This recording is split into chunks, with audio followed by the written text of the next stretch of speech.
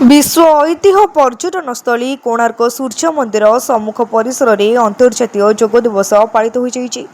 प्रत्नतत्व सर्वेक्षण संस्था और कोणार्क एनएससी मिलित सहयोग आयोजित यह दिवस रे अतिथि भावे आर्कोलोजिकल Survey of India Puri circle अतिरिक्त निरीक्षण अधिकारी चित्तरंजन दास अन्यतम अधिकारी टिकम तनवार नवोदय विद्यालय अध्यक्ष सुनील स्वाई कोणार्क एनएससी कार्यनिर्वाही अधिकारी प्रद्युम्न जेना और संरक्षण सहकारी त्रिलोकनाथ बेहेरा प्रमुख जोग देते। प्रधानमंत्री नरेंद्र मोदी आह्वान क्रमे जोग करी सुस्थ और निरोग रहिबापई दैनंदिन जोग प्राणायाम आदि करने आवश्यक।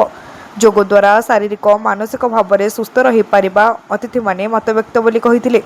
एही अवसर में जोग गुरु वामदेव बालुक मंच में उपस्थित रही अंशग्रहण करथिबा छात्र छात्री और मान्यगण्य व्यक्ति को जोगर विभिन्न आसन और मुद्रा शिखाइथिले। एथिरे शताधिक व्यक्ति विशेष और छात्र छात्री माने जोग दे योगाभ्यास करथिले। सेहीपरि पुरी जिला माई भारत पक्षरु मध्य जोग दिवस पालन करा जाई जोग उपरे सचेतनता करा जाईथिला। जिला अधिकारी अशोक बेहेरा और संयोजक रामकृष्ण महांती एही कार्यक्रम परिचालना करथिले।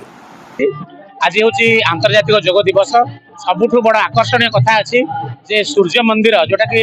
विश्व प्रसिद्ध पर्यटन केन्द्र कोणार्क सूर्य मंदिर पाददेश आज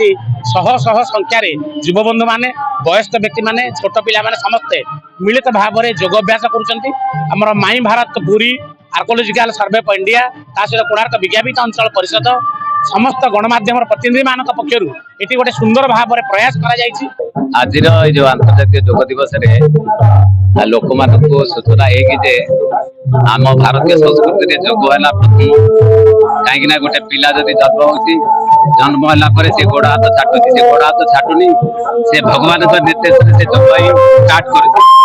तेणु आम भारतीय संस्कृति जोग हूँ मूल तेणु आम जिते दिन सुस्थ रहा बचाई आमको जोग निहाती आवश्यक एवं किसी ना किसी बेसी समय न कले ना